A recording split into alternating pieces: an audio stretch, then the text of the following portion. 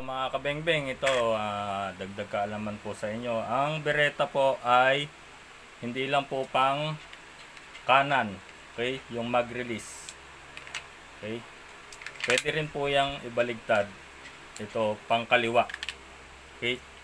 So paano natin gagawin 'yon? Ito tuturo ko sa inyo.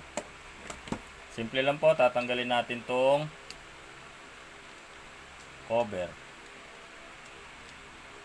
Tanggalin natin yung cover.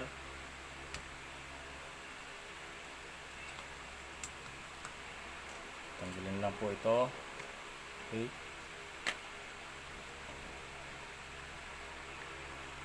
Tapos ito rin pong kabila. Tatanggalin natin. Tanggalin muna natin yung magazine. Tanggalin din natin yung cover nito.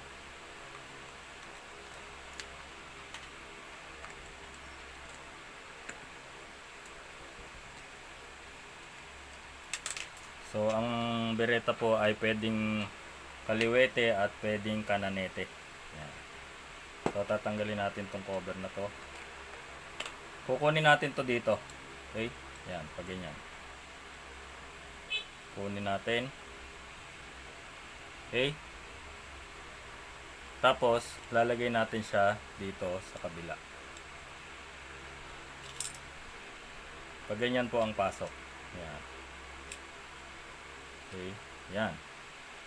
Tapos, unahin nyo na maikabit itong side na to kung saan nyo kinuha yung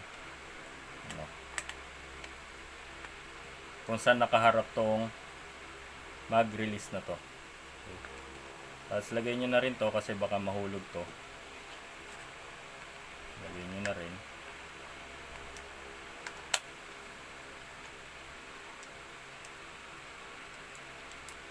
Tapos, lagyan nyo na yung mga bolt.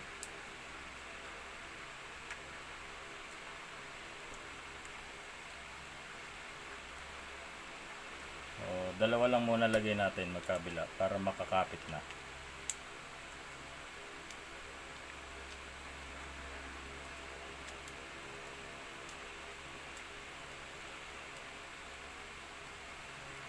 So, ayan. So, pwede na siyang pang kaliwa.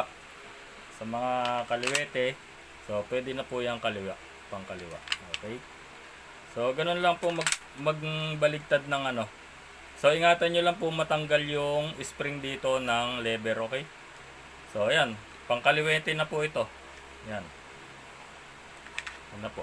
So dalawa po kasi yan yung gatla ng kanyang magazine. So pwedeng ilipat dito sa kaliwa at kanan. So ayan, pwede na sa kaliwa itong unit ni sir.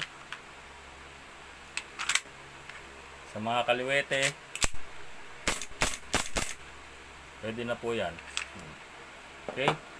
So yun lang mga kabengbeng. Maraming salamat. Mabuhay po tayong lahat.